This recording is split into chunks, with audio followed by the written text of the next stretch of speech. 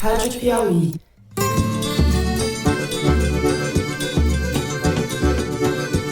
Olá, sejam muito bem-vindos ao Foro de Teresina, o podcast de política da revista Piauí. Amanhã e quarta, eu vou chutar aqui uns 300 mil cartões corporativos. 2 viagens ao Nordeste. Eu, Fernando de Barros e Silva, como sempre na minha casa em São Paulo, tenho o prazer de conversar com os meus amigos José Roberto de Toledo, aqui pertinho. Opa, Toledo! Opa, Fernando! Opa, Thaís! Opa! São 4 horas de conversa, eu tava bêbado, fui insensível sim, errei pra caralho.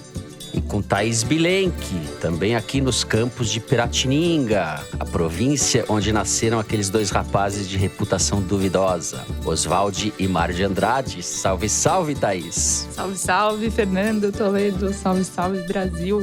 Salve, salve, Brasil! Nós estamos preparados para iniciar a 4ª dose de reforço.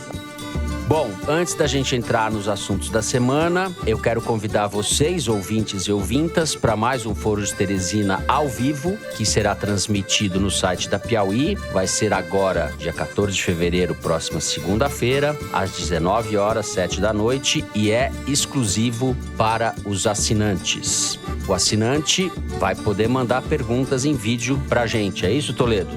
É isso, tem uma página lá no site da Piauí só para recolher as pérolas dos assinantes. Então é isso, gente. Assine. Pérolas aos porcos, literalmente. Os porcos, no caso, somos nós, né? Os javaporquistas aqui. Exato. Assinem e não nos deixem sós. Aliás, a gente podia lançar esse spin-off do Foro de Teresina, né? Pérolas aos javaporcos. É isso. Bom, a gente espera vocês na segunda-feira. Vamos então trabalhar, vamos aos assuntos da semana. Os filhos do capitão estão em campanha. O vereador Carlos Bolsonaro, que é um título de cortesia, todo mundo sabe que ele não é vereador porcaria nenhuma, estava por trás das câmeras na porcalhada do frango com farofa, aquela que viralizou, e dias depois tentava explicar ao pai, num clube de tiros, diante de pessoas que os filmavam, como destravar a arma. O deputado Eduardo Bolsonaro, por sua vez, compartilhou um vídeo misógino, machista e, sobretudo, ou antes de tudo, burro, associando a presença de mulheres nas obras do metrô ao desabamento que abriu uma cratera na Marginal Tietê, em São Paulo. E o senador Flávio Bolsonaro assinou a chamada PEC Kamikaze, ou da irresponsabilidade fiscal, que permite a renúncia de muitos bilhões para subsidiar o combustível dos caminhoneiros. Além do engajamento dos filhos na luta árdua do papai pela reeleição, como anda a campanha de Bolsonaro? É o que o Toledo e a Thaís vão nos dizer no primeiro bloco. No segundo, a gente discute a escalada dos grupos nazistas no país e a defesa desinibida da legitimidade do nazismo ou de um partido político nazista que vem ganhando espaço entre os chamados influenciadores digitais, blogueiros, youtubers, gente que trafega pelas redes sociais, mas não só entre eles. O caso desse rapaz Bruno Ayub, o Monark, foi de longe o que mais teve repercussão na internet. A gente vai discutir o que ele disse e o que disse no mesmo programa o deputado Kim Kataguiri, um liberal brasileiro, bem brasileiro. No terceiro bloco, o assunto é pandemia. A média de mortes diárias por Covid no Brasil já está novamente próxima de 1.000, o mesmo patamar de setembro de 2020. Só na última quarta-feira nos aproximamos de 1.300 mortes e as UTIs de 8 estados e do Distrito Federal estão com ocupação acima de 80%. A gente vive um quadro muito, muito preocupante. A gente vai discutir também a decisão do governo de São Paulo de autorizar a 4ª dose da vacina. Se isso é bom, se isso ajuda, o que isso significa. É isso, tem muita coisa para falar, vem com a gente.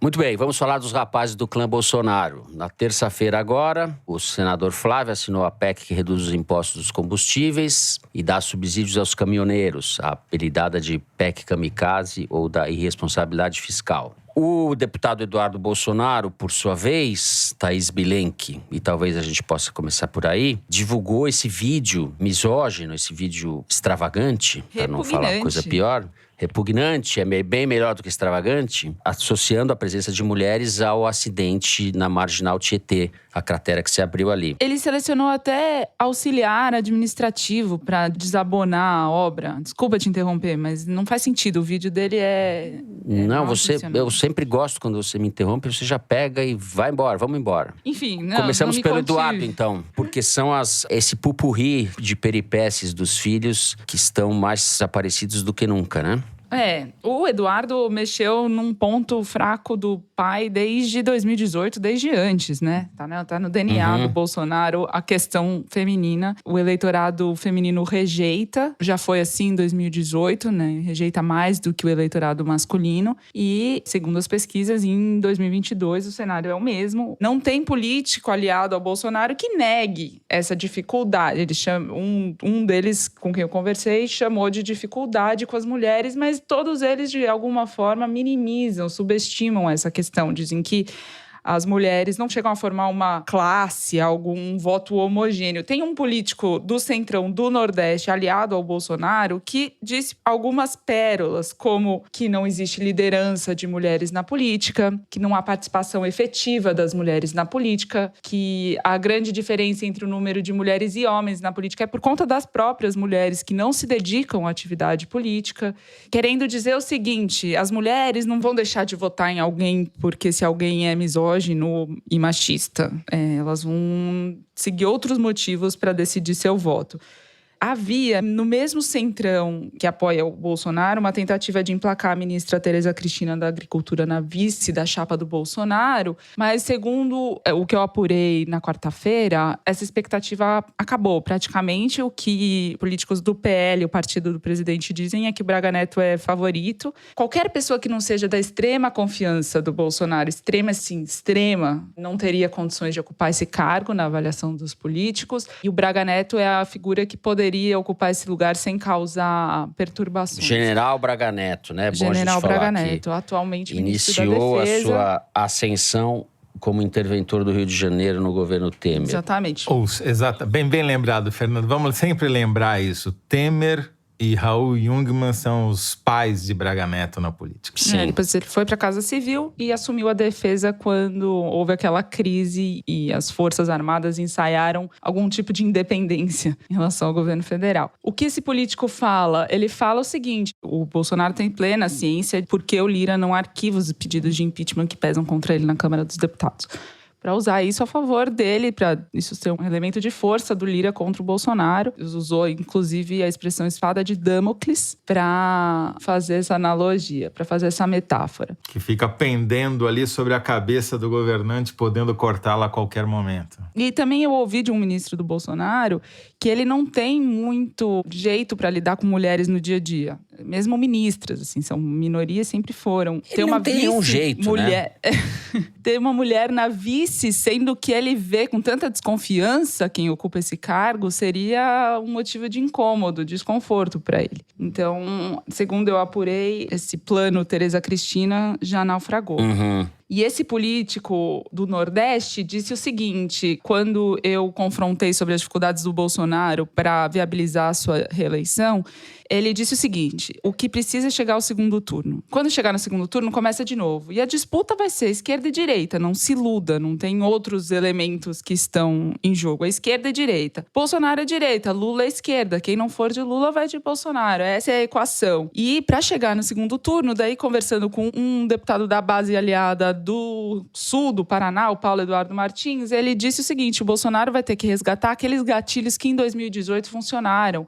Porque como há 2 anos e meio ele está na defensiva, tendo que se defender sobre Covid, cloroquina e vacina, ele não está podendo usar as bandeiras que fizeram ele ganhar apoio popular antes de começar a pandemia. Então, ele tem que resgatar essa associação do PT com o MST e dizer que no governo dele não teve invasão, dizer que porte de arma aumentou no país e a taxa de homicídio caiu, e usar todos esses apelos que ele usou em 2018 para voltar a atrair um eleitorado que se identifica com isso. Essa é a expectativa deles e isso me faz, se a gente não tivesse no ar, eu falaria aqui que eu até arriscaria dizer que o Eduardo fez esse vídeo porque, se conseguir um ou outro voto do tiozão misógino que acha engraçado esse tipo de associação, que mal faz, a gente só precisa chegar no segundo turno. Eu acho que é uma mistura de cálculo com DNA mesmo, com o pensamento deles. Eles são retrógrados mesmo e basta mencionar, você falou da relação com as mulheres, o abominável episódio envolvendo a deputada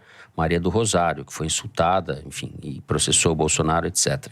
Deixa eu pôr o Toledo nessa conversa aqui. Toledo, falamos do Eduardo Bolsonaro, tem a PEC do Flávio e tem a farofa do Carlos. Ou o clube de tiro do Carlos. Então, Fernando, o diagnóstico que o coronel Baiano fez para Thaís, coronel político, né? Tá absolutamente correto. De um lado, Bolsonaro só tem alguma chance de se eleger, só mantém alguma chance de se eleger, se ele conseguir transformar a eleição num plebiscito comunismo versus rapa, sendo que o comunismo é o principal adversário dele, Lula. Isso no ideário bolsonarista, claro. E o Lula só tem chance de se eleger se ele transformar essa eleição numa discussão da caquistocracia, da incapacidade do Bolsonaro de governar, do desastre econômico, da fome, do aumento da miséria, da desorganização, da instabilidade. Então, a agenda, a disputa central dessa campanha é pela agenda, ou seja, sobre o que nós vamos falar. Se a gente falar sobre miséria, pobreza, inflação, o Bolsonaro está perdido. Se a gente falar sobre comunismo e nazismo, o Bolsonaro tem alguma chance. Então, esse é o quadro geral. Descendo para o específico. O Carlos Bolsonaro, como você disse, é vereador, apenas vereador do município Jair, né? Ele vai onde o Jair está, para dirigir a cena. E esses dois episódios que você mencionou, o da arma e o da farofa, deixaram isso claro, explicitamente claro, porque vieram à tona e circularam nas redes imagens em que, com um quadro mais amplo, ou seja, deu 2 passos para trás, e o próprio Carlos aparece na imagem dirigindo o pai, encenando alguma coisa. Então, no caso da farofa, aparecia o Carlos encenando o pai comendo farofa e fazendo aquela sujeirada toda. É planejado, tem método, tem direção. Stanley Kubrick da caquistocracia. Coitado do Stanley Kubrick. É por aí.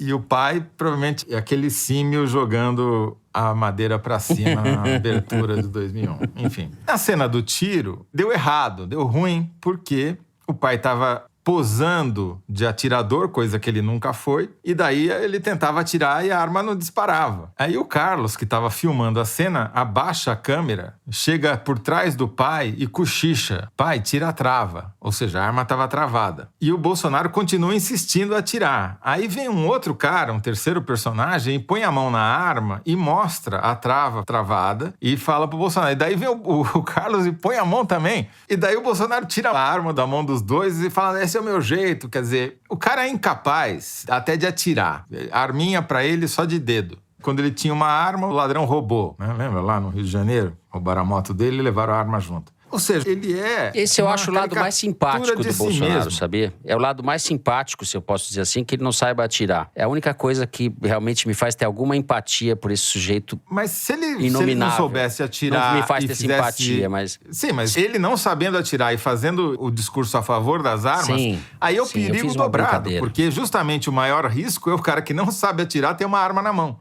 É o cara que não sabe governar ter um governo na mão. Isso daí é meio simbólico. Agora, do ponto de vista da semana, vamos fazer assim, do balanço da campanha eleitoral, não foi todo ruim pro Bolsonaro, não. Porque, apesar de o Flávio ter atirado contra os liberais da Faria Lima, promovendo a PEC da irresponsabilidade fiscal, e disso ter mostrado que o Bolsonaro, de novo, enganou a sua audiência, encenando que ia agradar os liberais, botando o Paulo Guedes lá como suposto fiador, aquilo nunca foi para valer, né? Como a própria equipe do Paulo Guedes já percebeu, ou demorou um pouco menos, mas foi pedindo demissão ao longo do tempo, porque viu que o Paulo Guedes é um espantalho, né? Um boneco de ventríloco que tá lá sem nenhum poder. O episódio do Flávio mostra de novo que se a Faria Lima repetir o erro, vai estar dando 2 tiros nos próprios pés, porque, obviamente, uma família que vive do Estado desde sempre nunca produziu nada. Aliás, nunca trabalhou nem como funcionários públicos, nem como servidor, mas exclusivamente de dinheiro do Estado, como é que essa família vai ser liberal na economia? Jamais, né? É o que um político falou. O Paulo Guedes tem responsabilidade fiscal, mas o Flávio tem responsabilidade eleitoral. Difícil você falar para um motoboy que a inflação é um problema mundial, decorrente da alta do preço do petróleo, enfim. Eles sabem da centralidade desse tema na eleição e se tiver que causar um rombo de 100 bilhões, que o Paulo Guedes calcula sem explicar como, ou qualquer coisa que seja, aumentar o subsídio de gás de cozinha, enfim, todas as possibilidades que essa PEC inclui, dar um auxílio diesel de R$ 1.200 para caminhoneiros, tá valendo, porque o que eles querem é se reeleger, obviamente. E o Bolsonaro, ao se aliar ao Centrão, na verdade, mostrou que faz igual mesmo. Tudo aquilo que estava propagandeado na campanha de 2018 não se sustentou durante o governo. Esse voto do Flávio é isso, é a explicitação de como o Bolsonaro de fato pensa e o que ele realmente quer a despeito do seu ministro. Muito bem. Para arrematar, Zé, temos mais um assuntinho aqui que seria bom registrar. Não dá para não mencionar. Se de um lado teve Carlos, Flávio e Eduardo atirando nos pés da campanha do pai, do outro teve um vereador do PT de Curitiba invadindo a igreja durante o ato de reivindicação de justiça para a família do Moise, né? Que foi assassinado a pauladas no Rio de Janeiro. Essa invasão da igreja, não importa se estava havendo missa ou se não estava, era tudo que os bolsonaristas queriam e foi explorado à exaustão pelos bolsonaristas nas redes, porque reforça esse discurso de que a volta do PT, a volta do Lula, será um ataque às liberdades religiosas e de culto dos cristãos, né? Então, ele só não foi mais desastroso porque no dia seguinte houve um caso muito mais rumoroso que vai ser o assunto do segundo bloco. Então, se temos Carlos de um lado, temos do outro lado os seus equivalentes. Muito bem. A gente vai, então, encerrar o primeiro bloco por aqui. Fizemos aqui uma radiografia dessas encenações de homenzinho do Bolsonaro, né? Dando tiro, fazendo sujeira. Eu acho que é o que ele sabe fazer. E a autenticidade dele, entre aspas e sem aspas, tá ligada a isso. No próximo bloco, a gente vai falar da escalada ou das sucessivas demonstrações de apoio ao nazismo no Brasil. É isso, vem com a gente.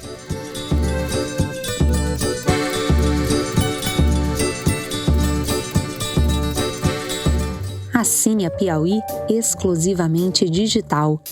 Ganhe acesso a conteúdos da revista e do site, além de descontos em eventos da Piauí e descontos em ingressos dos nossos parceiros. Você que está acompanhando o Foro de Teresina, assinante digital, tem acesso exclusivo a edições especiais do podcast de política da revista Piauí. Assine a Piauí digital. É conteúdo que não acaba mais.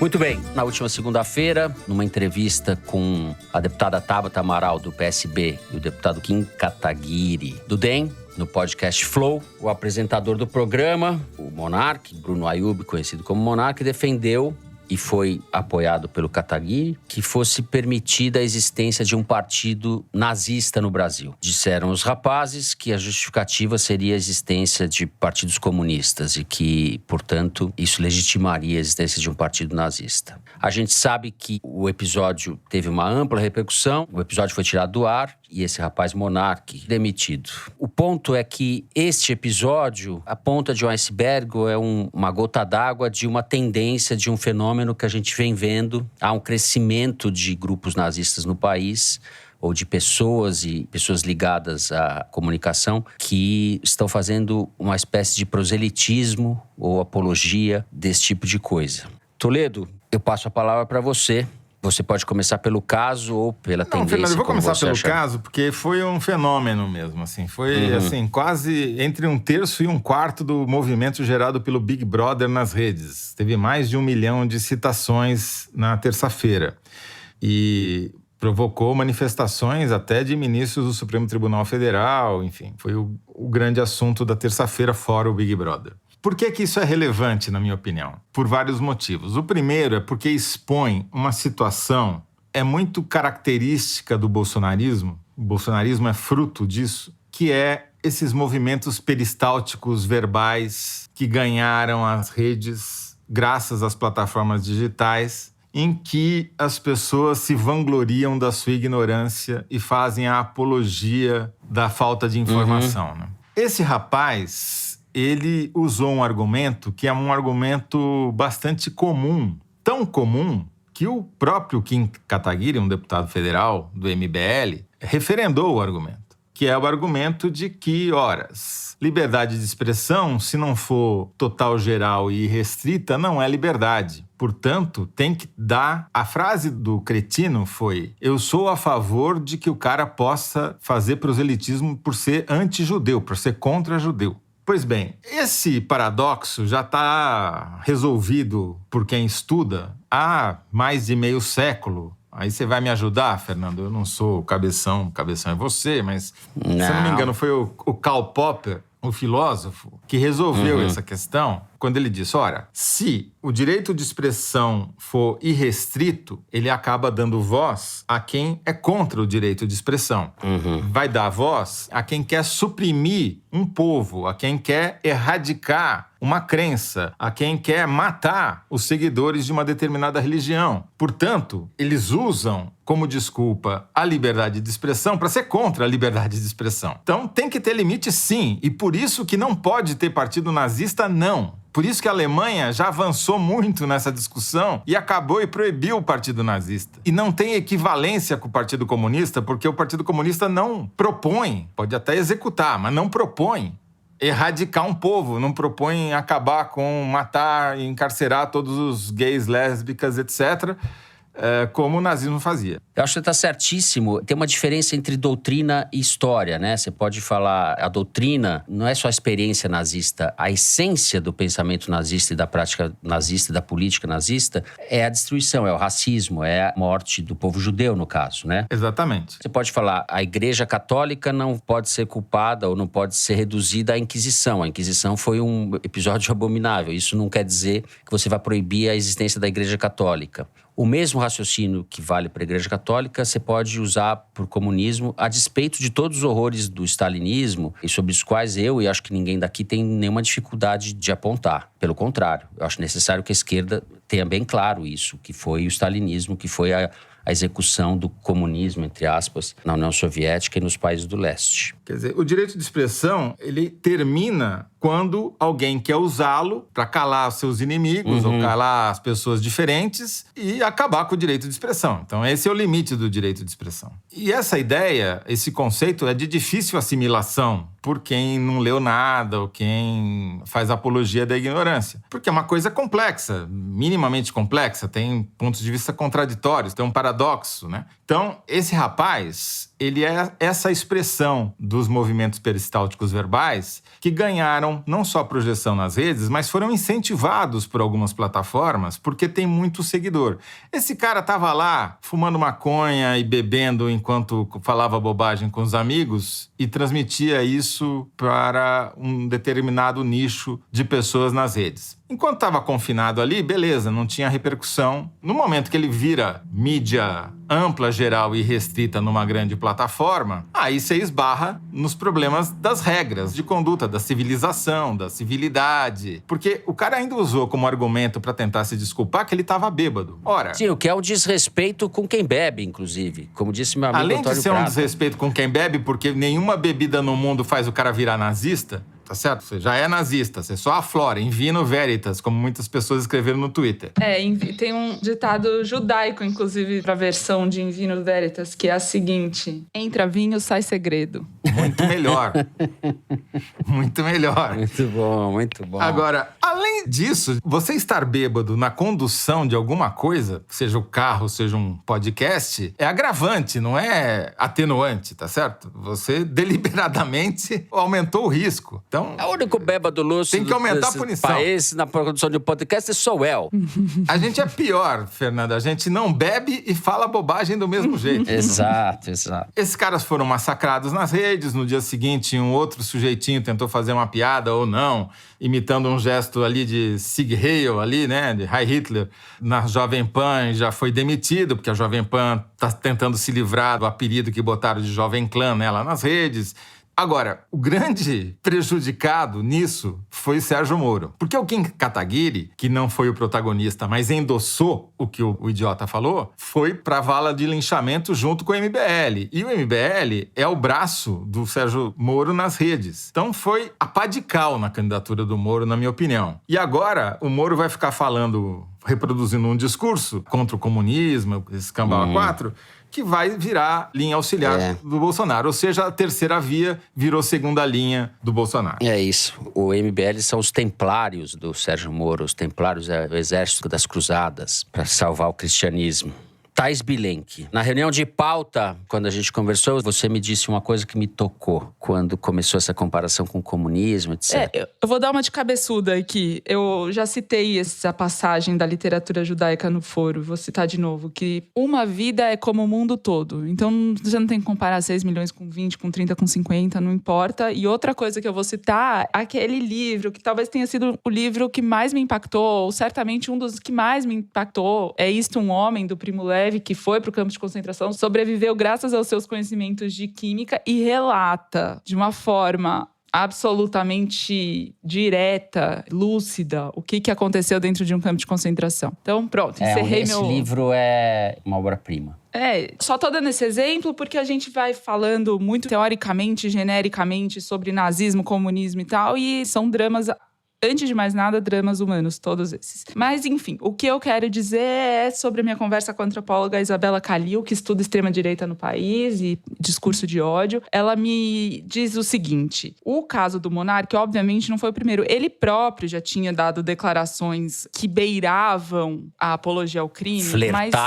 Flertavam, perfeito. Mas que, de alguma forma, estavam naquela zona cinzenta da legislação. Então, por exemplo, dizendo: você não acha melhor um cara fantasiado com seus fetiches pedófilos na internet do que pondo em prática? Ou quando ele disse: ter opinião racista é crime, que é exatamente, como ela mesma diz, é você beber da fonte do liberalismo americano, mas de forma equivocada. Porque, primeiro que nem nos Estados Unidos essa liberdade de expressão inegociável é consensual. E número 2, o Brasil tem muito mais similaridade com o marco legal da Alemanha, que o Toledo citou, que proibiu um partido nazista e proibiu até mesmo a exposição pública de suástica, a menos que seja com fim pedagógico, do que com a legislação americana, que tem marchas com símbolos e discursos que no Brasil não seriam tolerados. Enfim, ele sempre ficou nesse terreno mais nebuloso e dessa vez foi textual, defendeu a existência de um partido nazista e a PGR já vai abrir o inquérito para investigar ele e o Kim Kataguiri, o Ministério Público em São Paulo também, e vai ter que responder. Os ministros do Supremo se posicionaram. Ele foi mais taxativo dessa vez e conseguiu escapar. Por isso a repercussão e a mobilização foram diferentes do que das ocasiões anteriores. E não só em relação ao monarca, mas outros episódios que o Brasil vem acumulando de declarações, discursos e atitudes e atos que flertam com o nazismo, com o fascismo e com outros crimes. O que ela notou que tem de diferente também, essa perda de patrocínio, né? Bis, Puma, outras marcas indo para a internet dizer que não tem relação comercial, patrocinaram um ou outro episódio em particular, pessoas que foram entrevistadas pedindo para o programa sair do ar, foi resultado de uma mobilização civil que até pouco tempo atrás, segundo a Isabela Khalil, não tinha noção do impacto que ela podia ter com a pressão que ela exerce em público. Por quê? Da onde ela acha que vem essa diferença, essa percepção nova da pressão da opinião pública?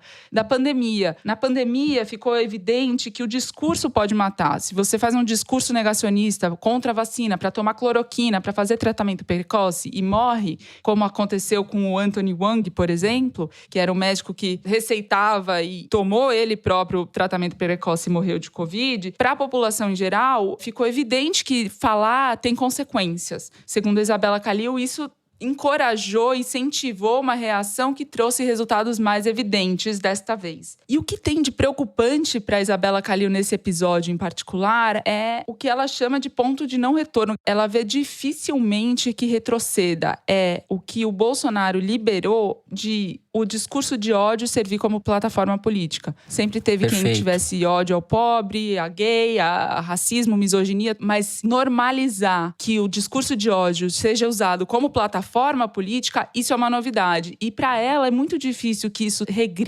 retroceda, porque o Bolsonaro, como fenômeno social, não se desfaz totalmente, porque ele está na subjetividade das pessoas. Ele já libertou essa possibilidade. É isso, é a imagem da pasta de dente. Quando você tira ela do tubo, como é que você põe pra dentro? Com ela. Exatamente. Eu falei, como é que você põe a pasta de dente no tubo? O que o escritor e artista plástico Nuno Ramos chama de a desinibição do pior, que é o que a gente está vivendo há alguns anos. A gente está nessa desinibição do pior. E como campanha política, né, você usar isso para se eleger e atrair o eleitorado que se identifica com isso, é muito complexo. É necessário um novo tipo de debate e um novo tipo de limite que não é o mesmo que valia antes de 2018. É outro cenário. E não é um fenômeno brasileiro, né? Essa semana teve um episódio, a meu ver, maravilhoso. Uma deputada republicana, trumpista, pelo estado da Geórgia, Marjorie Taylor Greene, que tem milhões, centenas de milhões de seguidores nas redes sociais, ela foi fazer um discurso e disse o seguinte, que a Nancy Pelosi, que é a presidente da Câmara dos Estados Unidos, que é democrata, né, adversária, falou, não, porque a polícia Gaspátio ela quis falar Gestapo e falou Gaspátio, né, confundiu a polícia política de Hitler com a sopa de legumes e verduras e frutas coisa linda, espanhola. Arrotou-se ignorância. Exatamente, entendeu? Com cara de tomate. E esses caras que inspiram a direita bolsonarista no Brasil, para eles, Gaspátio e Gestapo é tudo a mesma coisa. E você sabe que eu conversei com o Frederico Dávila. O Frederico Dávila é deputado estadual pelo PSL em São Paulo e foi um dos alquimistas que deixaram o PSDB para apoiar o Bolsonaro em 2018 e foi um canal de entrada do Bolsonaro no agronegócio paulista. E ele é bolsonarista, convicto desde então e judeu por parte de pai. Então ele se dirige a esse eleitorado judaico. E aí eu conversei com ele sobre o episódio, falou que o monarca sem noção. Kim Kataguiri é pior ainda, mas não pela sua posição, mas sim porque apoia o Moro, que é o traidor. Eu citei até casos anteriores de flerte nazista do governo, como o Roberto Alvim, secretário de Cultura, que fez aquele cenário nazista. Aquilo foi um escárnio, né? Uma encenação. E ele falou, não, um cretino e tal. Mas o Felipe Garcia Martins, que fez o gesto supremacista no Senado, dizendo que estava só arrumando o terno, enfim, mas foi depois acusado de ter feito esse gesto deliberadamente. Aí ele defende, fala, não, ele não sabia do gesto, descobriu só lá depois desse episódio que aquilo lá significava e tal. Mas segundo o Frederico Dávila, me interessa saber o argumento dele, que é o argumento que o Bolsonaro usou depois ao condenar o nazismo, repudiar todas as formas de autoritarismo, etc., comparando justamente o comunismo com o nazismo. Me interessa porque é a forma que eles se posicionam, inclusive, para manter o apoio do eleitorado judaico, que para ele foi importante em 2012, e que é também uma ponte com o eleitorado evangélico. Mas o que ele fala é o seguinte, o Brasil não tem como ser nazista. O terreno fértil que existe para o nazismo hoje no mundo, no Brasil não acontece. Porque é um país miscigenado e o nazismo pressupõe a supremacia de uma só raça, o que é minoria no Brasil. Então, para ele, não tem como esse tipo de, às vezes, flerte, às vezes gaspátio nazista, de alguma forma resvalar para as vias de fato, digamos assim. Eu discordo radicalmente disso, porque há uma dificuldade, ou uma coisa quase intransponível, que esse ideário, essa política seja hegemônica, que seja vitoriosa, mas isso está se expandindo no Brasil. Você mesmo deu alguns exemplos, e existem, como os estudos da Isabela Calil mostram, outros mostram que há uma expansão desse tipo de manifestação no Brasil. O que a gente está vivendo é uma perda de parâmetros. Como você disse, foi destampado um negócio de tolerância diante do intolerável. E a gente os democratas, as pessoas que têm algum compromisso com a civilização, estão começando a reagir diante disso. Não acho que seja tarde, mas também não acho que esse problema possa ser minimizado. Os veículos de comunicação têm alguma responsabilidade com isso, demarcar o terreno. que é tolerável diante da ideia de liberdade de expressão, pluralismo? O que não é tolerável? Tem coisas que não são toleráveis e não devem ser. Infelizmente, essa discussão que ganhou força e depois que foi destampada não dá para ser ignorada, ela também ajuda o Bolsonaro, porque é como eu disse, enquanto a gente está discutindo, tentando recriar a civilização, ele está evitando falar daquilo que é um problema para ele, que são os problemas cotidianos da população, né? Inflação e tudo aquilo que a gente já fala sempre, fome, miséria, etc. Né? Então, para ele, o monarca ajuda mesmo quando atrapalha. Sim, é verdade. Perfeita essa colocação.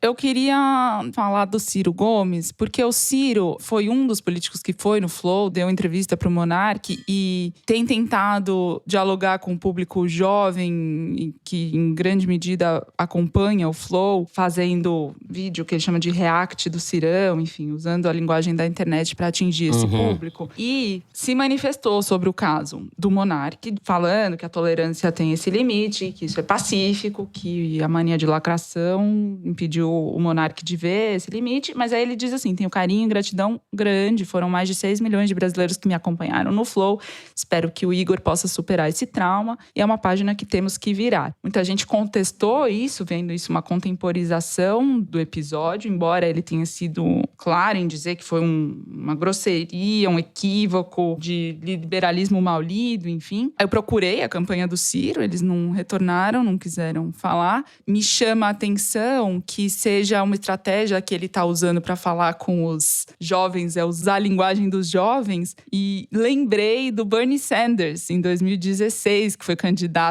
pré-candidato à presidência da República dos Estados Unidos. E foi um fenômeno jovem, só que os jovens lá compravam peruca de cabelo branco. E eles, na verdade, ficavam tentando usar os trejeitos do Bernie Sanders. Ele foi autêntico e isso conquistou aquele eleitorado que foi votar nas prévias a favor dele, justamente por ser um senhorzinho que estava defendendo o socialismo nos Estados Unidos contra Hillary Clinton. Então eu lembrei disso com o Ciro fazendo o movimento oposto. E essas posições que eles acabam ocupando, fazendo política desse jeito, né?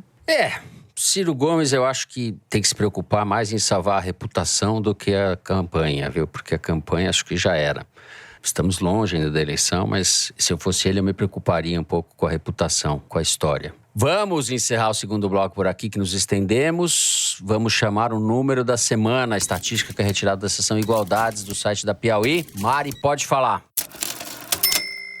Fernando, o número da semana é 1,2 milhão. Em 2019, ano do último censo da educação superior, 1.200.000 pessoas se formaram em cursos de graduação no país. E a maioria dos formandos eram pedagogos, advogados e administradores. Profissões que, somadas, respondem por 1/4 de todos os diplomas expedidos a cada ano, enquanto outras profissões são menos prestigiadas. Por exemplo, para cada professor de física formado, são formados 12 professores de educação física. Esses números explicam, entre outras coisas, porque é comum que nas escolas de ensino básico faltem professores para lecionar determinadas disciplinas. Em 2020, 1/3 das turmas de ensino médio tiveram aulas de química com professores sem formação adequada, ou seja, que não tinham bacharelado ou formação pedagógica na área. O Igualdades dessa semana pinta um retrato do ensino superior no Brasil. De todas essas estatísticas, a que eu mais gosto é a que mostra que para cada matemático o Brasil forma 10 teólogos. Se formasse teólogo de verdade... Aí teria que ver as escolas de teologia quais são e quais são as escolas de matemática. Muy bien ou mucho bien, como eu digo. Vamos encerrar o número da semana. Isso que dá não formar professor de espanhol, né? Exato. Hablamos do espanhol, eu só sei falar com a língua preta, com o espanhol de Espanha. Vamos encerrar o número da semana. Na sequência, a gente vai falar do aumento de mortes por Covid. É isso, vem com a gente.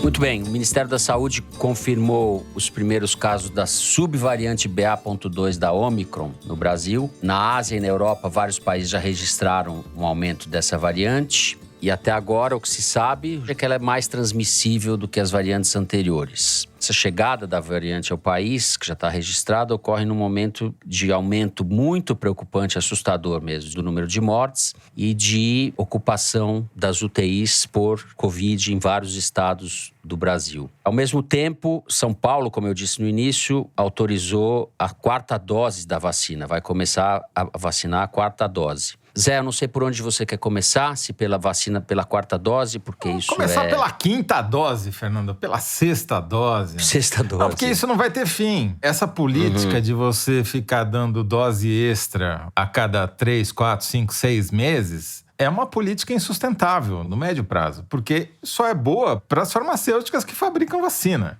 Tem uma reportagem da Camille Lichotti no site da Piauí essa semana que explica muito melhor do que eu serei capaz de explicar o motivo disso.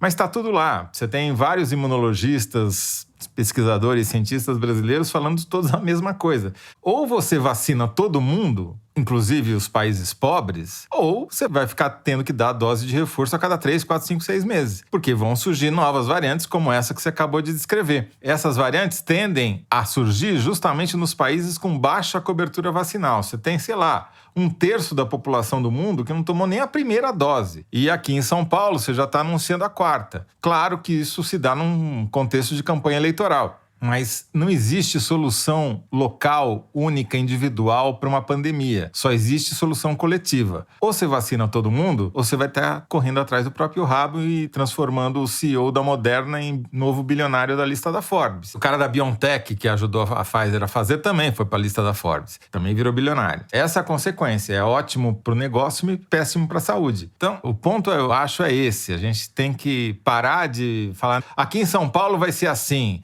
aqui em Xiririca da Serra vai ser assim. Não, tem que ter uma solução coletiva única, coordenada, senão a gente não vai sair desse inferno nunca mais, entendeu? E as mortes a gente vai normalizar, 1.300 mortes por dia tá bom, não é tão alto assim. Isso que você está falando é muito importante, eu acho. Eu vou relatar rapidamente o meu caso. Eu fui tomar a 3ª dose no início de janeiro, ali na USP, na Faculdade de Medicina da USP, na Avenida Doutor Arnaldo, em São Paulo. E quis tomar a da gripe também. Daí a moça me perguntou, você já tomou da gripe? Eu falei, tomei em fevereiro do ano passado. Ela falou, então espera a leva de março, abril, porque já vai vir com as novidades, cobrindo as variantes da vacina. Não adianta nada você tomar essa outra, você vai estar tomando a mesma vacina que você tomou. A orientação dela foi muito boa, entendeu? Porque ele falou, não adianta você tomar outra dose da vacina. É melhor você esperar 2 meses e tomar a vacina já reformulada. Faz sentido isso? Não faz, porque todo ano a vacina da gripe pega as novas variantes dos vírus que, né, H1N1, H3N2, HN qualquer coisa, que vão sofrendo mutações e você vai tendo que adaptar a vacina. Por isso que a nova linha de pesquisa de vacinas é para tentar se antecipar às mutações e tentar achar uma vacina que ataque o vírus por áreas onde ele sofre menos mutações e, portanto, se tornem vacinas universais, que você não precisa ficar reaplicando, entendeu? Essa é a nova linha de pesquisa de vacina. Inclusive, vários pesquisadores brasileiros estão tentando fazer isso, que é o que interessa, entendeu? Ficar fazendo dose Pfizer 1, 2, 5, 10, 20 é ótimo, foi sensacional, não estou falando contra a vacina, muito ao contrário, mas não é sustentável, né? Thaís, você que é sustentável, o que você vai nos dizer? Olha só. Você que tomou a 3ª dose? Eu tomei. Eu senti uma sensação assim de, ufa, alívio. Mas enfim, eu conversei com o Eduardo Mutarelli, neurologista, professor da USP. Eu acho que ele até, inclusive, nos ajuda a colocar a questão da vacina no seu lugar. Poucas pessoas procuram um neurologista depois de ter tido Covid. Muitas pessoas relatam, nossa, eu tô burra. Nossa, eu tô cansada. Nossa, tô desanimada, não tô conseguindo fazer. Mas não pensam em procurar um neurologista. Mas a ciência já identificou diversos efeitos da Covid no sistema neurológico e muitos dos quais caracterizam a chamada Covid longa, que é quando você tem efeitos da doença meses a fio depois de, em tese, não estar mais infectado pelo vírus. Os sintomas são mais comumente descritos como fadiga crônica, déficit de atenção, distração, depressão, Às vezes uma pessoa jovem, com menos de 50 anos, teve um quadro de Covid leve e fica tudo bem enquanto tá com a Covid e depois fica muito prejudicado, sem vontade de sair. É o que ele chama, o Eduardo Mutarelli, de fog mental, aquele estado meio nebuloso de ânimo mental. Esse conhecimento a respeito da Covid longa é um conhecimento em construção, tem muita coisa que ainda não se sabe e algumas coisas que já se sabe. O que ele alerta, o que é importante? Não pegar Covid. Não é porque se imagina que a Ômicron possa ser mais leve do que as variantes anteriores, ou porque, enfim, você já pegou antes, ou porque você está vacinado, que tudo bem pegar, porque nem todos os efeitos da doença estão esclarecidos, mapeados, então tem que tentar de todas as formas evitar pegar Covid. Essa é a mensagem dele. Ele contou o seguinte: em junho de 2020, um paciente procurou dizendo que não estava mais conseguindo funcionar direito. Ele tinha tido Covid, nem tinha sido tão ruim assim, ele não tinha sido hospitalizado e o Eduardo Mutarelli disse que naquele dia falou a bobagem de dizer que ele tinha tido provavelmente uma síndrome pós-estresse, pós-traumática, por conta da ameaça de morrer. Então que agora, ele, depois de ficar apavorado, ele estava tendo os efeitos disso. Ele disse isso porque aplicou um teste neurológico e o paciente gabaritou, acertou as 30 questões de cálculo, memória, abstração, execução, mas enquanto ele respondia, por exemplo, a parte de cálculo, ele ficou 100 menos 7. Ele parou, pensou, é 93, doutor? Falou sim. E quanto é 93 menos 7? Ele demorou uma eternidade, respondeu corretamente, mas demorou muito, teve muita dificuldade de formar todo o raciocínio que ele precisava. Agora, isso foi em junho de 2020, agora ele já sabe que o vírus, nesse novo coronavírus... 93 menos 7 é 86. Demorou um pouquinho pra intervir, podia ter sido demorou mais uma rápido. eternidade. Eu me Demorou segurei mais. pra não falar. Vocês parem. Eu tenho fog mental desde que eu nasci, então vocês parem com isso. Fog mental. O que as evidências mostram até aqui? Que o vírus não se mostrou capaz de atacar o cérebro. Se você procurar material genético do vírus, você não encontra no cérebro, é muito difícil. Diferente, por exemplo, do HIV ou da herpes, que sim, podem causar encefalite por ação direta do vírus. Mas o cérebro é acometido por outras duas vias. Inflamação, causada pela resposta imunológica, ou seja, o sistema nervoso que é envolto pela meninge tem uma barreira hematoencefálica para proteger o cérebro. A inflamação que a imunidade provoca contra o vírus pode atingir essa barreira, esse sistema nervoso. E o que ele diz que é uma prova de que sim, um vírus é capaz de afetar o funcionamento mental é, por exemplo, quem tem infecção urinária e fica um pouco delirante. Às vezes, vendo coisa na parede e tal, porque as bactérias, e mesmo bactérias da infecção urinária, que segundo eles são, aspas, bobas, conseguem afetar o sistema nervoso. E para a Covid é a mesma coisa, e não importa que idade que você tenha. A idade importa para um outro efeito da Covid, para aquelas pessoas que já iriam desenvolver Parkinson ou Alzheimer ou alguma doença degenerativa. Essa doença começa a ser desenvolvida 20, 30 anos antes do diagnóstico. Quando a pessoa já está há 10, 15 anos desenvolvendo a doença, mas ainda não foi diagnosticado, ainda não apareceu, a Covid às vezes adianta esse processo em 1 ou 2 anos e antecipa o diagnóstico disso para quem teve Covid. Isso é um dos efeitos. O outro é o efeito microvascular, que é lesões nos pequenos vasos que se entopem e deixam de irrigar o cérebro ou levam nutrientes que não deveriam levar para o cérebro.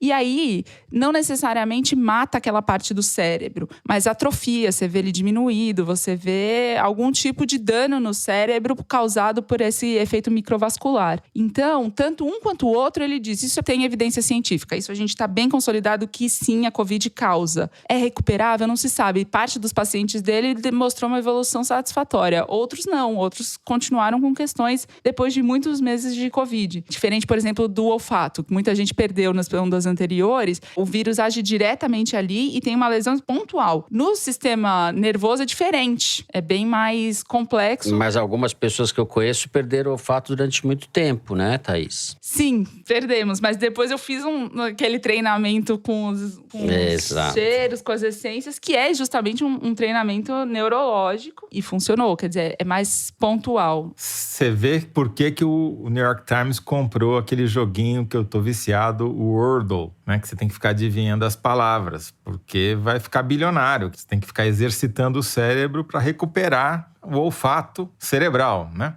Isso que a Thaís falou é muito importante para a gente não normalizar a Covid, porque eu vejo agora uma tendência a se... Isso, acho que é inexorável, isso vai acontecer de qualquer jeito. Está saindo nessa sexta-feira um estudo de 2 economistas ligados ao Banco Interamericano de Desenvolvimento, mostrando que cidades paulistas que abriram suas escolas no final de 2020, lá no auge da pandemia, não tiveram uma sobremortalidade nem um excesso de casos em comparação às que não abriram. Estudo, estou apenas veiculando, não estou endossando, só estou dizendo o que é o tipo de estudo que está saindo agora. O que significa isso? A tendência é a gente falar, bom, não tem jeito, a gente precisa continuar vivendo, então vamos lá, dá a 4ª dose aí, dá a 5ª dose aí, tocamos em frente e vamos viver assim pro resto da vida. Só que isso tem um preço, né? Então, a moral da história para mim é que só tem solução se ela for coletiva, se ela for coordenada e todo mundo tomar a mesma decisão ao mesmo tempo. Ou vacina todo mundo, ou a gente vai ficar nesse inferno enquanto a gente existir. Bom, a gente vai encerrar o 3º bloco por aqui e vamos para o Kinder, certo?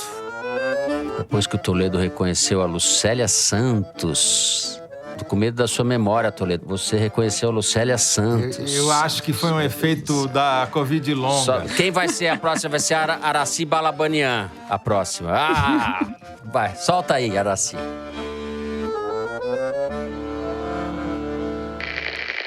Hoje, nesse espectro de centro, não é? Quem reúne as melhores possibilidades Álvaro Dias. É Sérgio Moro. A candidatura dele é o rio que vai até o mar e não tem volta, né?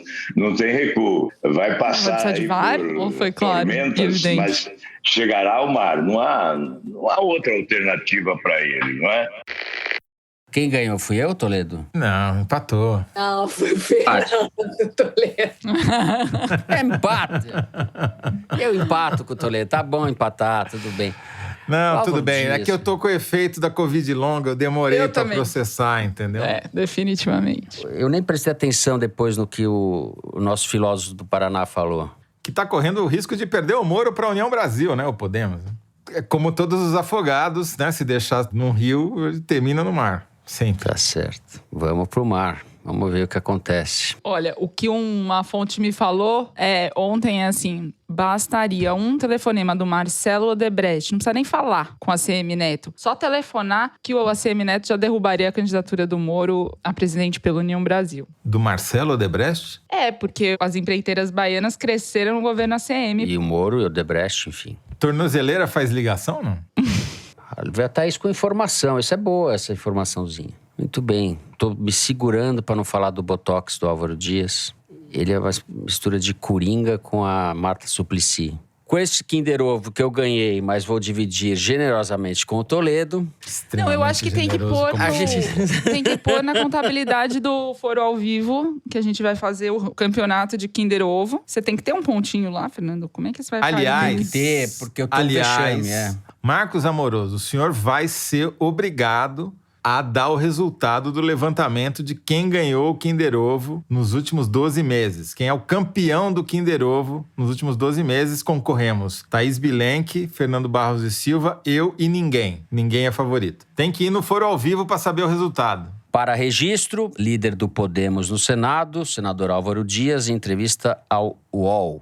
A gente encerra assim o Kinder Ovo e vamos para o Correio Elegante, o momento das cartinhas. Tem gente reclamando que só tem cartinha camarada, cartinha comunista, cartinha a favor, cartinha paz e amor. Vamos lá. A Mari me passou aqui um e-mail da Jo. A Jo. Olá, queridos habitantes do planeta Foro de Teresina. Essa mensagem é um presente de aniversário para Thaís Bilenque, que para os íntimos é a Tatá e completou 35 anos no dia de Iemanjá. Thaís! Você não falou isso, caramba. Nossa, revelou Eu até e a Tatá idade. nos conhecemos desde os 11 anos. Formávamos uma dupla de CDFs e fazíamos juntas todos os trabalhos. No final do ano 2000, a escola estava mobilizada em uns jogos internos, tipo uma Olimpíada. E nós, com aulas encerradas e notas altas já garantidas no boletim, depois de participarmos de alguns jogos, ficamos entediadas e resolvemos que era a hora de dar o fora dali. Aproveitando a distração do bedel, pulamos o muro por uma porta lateral e corremos em direção à rua de cima, com gargalhadas e adrenalina. Para quem não sabe, a transgressão das CDFs tem um sabor especial. Demos a volta no quarteirão da escola, o que com nossos 12 ou 13 anos parecia uma volta ao mundo. E como recompensa pela bravura, sentamos na pastelaria da esquina e pedimos um açaí. Até que o Léo, funcionário da escola, nos viu na esquina e veio nos buscar. Chegou sorridente dizendo: meninas, eu vi vocês pulando, vamos voltando, não podem ficar aí. Moral da história, nossa liberdade durou só 10 minutos, mas trouxe uma alegria infinita da desobediência civil por justa causa. É isso, parabéns, Tatá, pela grande jornalista que você se tornou. Um beijo com amor das amizades antigas, Joana Salem, a Jô. Ah, que carta maravilhosa. Essa foi a melhor carta. Eu me sinto no Faustão, no programa da vida. Revelando. Grandes revelações, né? Agora eu devo dizer que ela tá sendo generosa. A CDF, que só tirava nota A, era ela. Eu ralava um pouquinho, bom. mas ela, assim... Joana disparada ali no ranking. Mas sim, aprontamos juntas mesmo, é verdade. Jo, amei. Obrigada, amor. Que carta maravilhosa. Bom, o Léo foi te buscar na pastelaria, Thaís. Você está aprontando desde os 12 anos. O Bedel foi buscar na pastelaria. Revelou a data de nascimento da Thaís. Revelou que ela omitiu o aniversário dela semana passada. Omitiu da gente. Thaís, isso foi... Olha, tudo bem, omitiu grave, o meu também, mas tudo bem, empatamos. Quando foi o seu? Grave. Dia 5. Mariana, que nem eu. Gente, vamos cantar parabéns pra nós todos, então. A única pessoa transparente nesse programa sou eu. É verdade, Fernando. Ou exibida, não sei também. Caraca, viu? Vocês não são carentes? Não, vocês não precisam falar no dia do aniversário para as pessoas falarem parabéns, tal, felicidade, muitos anos de vida. Eu fujo no meu aniversário, esse ano não deu Muito certo. bem. Eu também, porque era véspera do Foro de Teresina, primeiro dia de aula do meu filho. Não tive como, mas eu também não gosto de pular, na verdade. Eu pulo porque a minha tese é: se as pessoas esquecerem, não conta. Então é um ano a menos, entendeu? Mas não tá dando muito certo, infelizmente. Vou ler o e-mail da Priya, que é uma norte-americana de Chicago. Tem que ser em inglês, Mari? Queridos do Foro, cheguei no Rio de Janeiro em fevereiro de 2020, portanto sou ouvinte desde o início da pandemia. Sou editora de livros em inglês. Que hora pra chegar. Sou editora de livros em inglês e estou aqui com meu marido, Benjamin, professor de ciência política. Na pandemia, virou um ritual cozinharmos no fim de semana, ouvindo avidamente todos os blocos e dançando um forrozinho nos intervalos. E no último programa surgiu um novo adjetivo, o toledístico, usado pelo Fernando para se referir a uma intervenção toledística. Pois acho que eu teria dito toledesco. Fica a sugestão, enfim, dessa nova palavra para descrever os comentários tão interessantes, bem informados e importantes que o Toledo costuma fazer. Obrigada por esse programa maravilhoso que ajudou a me orientar nesse país novo durante uma época bem complicada. Por favor, mandem um beijo pro meu querido Benjamin também, que a gente dance esse forrozinho pra sempre. Abraços. Priya, thank you very much. Thank you, Priya. Muito bem. Mais generosa que o Fernando comigo, toledesco. Sabe que quando a gente trabalhava na Folha e fizeram uma nova edição do manual, o autor chegou a criar como chama isso? Verbete. Um verbete chamado Toledol, que era todas aquelas matérias que tem um monte de número, ninguém entende, é um saco de ler. Mas aí, felizmente, cortaram e não entrou no manual. Para com isso, José Roberto de Toledo. Muito bem, temos aqui um e-mail enviado pela Midori Martins. Queridos Thaís, Fernando, Toledo, equipe e Teresino. Tá de férias prolongadas o bichinho, hein? Gostaria de agradecer a existência desse podcast e a existência da assinatura digital da Piauí, que salvou minha comemoração de aniversário de namoro com o Girlan. Sim, somos um casal de nome difícil. Midori e Girlan. Uau. Adorei. Dia 9 de fevereiro, comemoramos 6 anos juntos e por conta das adversidades da vida, me esqueci completamente da data. Mas, eis que aos 45 do segundo tempo, me lembrei da Piauí. Ele não deu muita bola para os livros que já tentei dar de presente, mas acho que se eu der assinatura digital e vocês ainda por cima lerem meu e-mail, ele não vai ter desculpas. Girlan vai ter que ler a Piauí. Um grande beijo para todos vocês e espero que a cereja do topo do bolo de 6 anos de namoro seja vocês mandando esse beijo para esse casal fã de carteirinha do programa. Só estamos fazendo isso porque você pagou a assinatura digital, né? Que horror, a gente tá fazendo isso de bom grado. De bom grado. Midori e Girlan, beijos pra vocês. Eu adorei o nome de vocês. Um casamento aquariano como nós, como eu e o Toledo. Exato. Seja lá o que isso signifique. Tivemos o benjamístico, o benjamesco, a Midori e o Girlan. toledístico. Acabou, Mari? Chega? Mas já? Chega, mas segunda-feira tem mais. Tinha tanta coisa pra falar. Ficamos sabendo no programa de hoje que a Thaís pulava o muro da escola pra comer pastel. E que era CDF. Deu no que deu, né? Grandes Deu no eventos que era CDF. É. CDF, vai procurar aí. Você que não é do seu tempo, vai procurar o que significa. A gente termina assim o programa de hoje. Se você gostou, não deixa de seguir a gente no Spotify, na Apple Podcast ou na Amazon Music, favoritar no Deezer, se inscrever no Google Podcast, no Cashbox ou no YouTube. Assim você fica sabendo das novidades, dos episódios especiais e das edições extras. O Foro de Teresina é uma produção da Rádio Novelo para a revista Piauí, com a coordenação geral da Paula Scarpim. A direção é da Mari Faria, a produção é do Marcos Amoroso. O apoio de produção é da Cláudia Holanda, a edição é da Evelyn Argenta e do Thiago Picado. A finalização e a mixagem são do João Jabassi, que também é o intérprete da nossa melodia tema, composta por Vânia Salles e Beto Boreno. A Mari também edita os vídeos do Foro Privilegiado, o teaser que vai ao ar nas redes da Piauí. A nossa coordenação digital é feita pela Juliana Jäger, a checagem é do João Felipe Carvalho e a ilustração é do Fernando Carvalho. É isto, o Foro de Teresina foi gravado nas nossas casas. Eu me despeço aqui dos meus amigos, o toledístico, toledesco José Roberto de Toledo. Obrigado ao generoso parceiro. Tchau, até segunda-feira para os assinantes. Até segunda-feira. E da pasteleira, Thaís Bilenque. Tchau, Thaís. Pasteleira vacinada, pelo menos. Até. Tchau, beijo. É isso, gente. Se cuidem. Até segunda-feira para os assinantes e até a semana que vem para todos.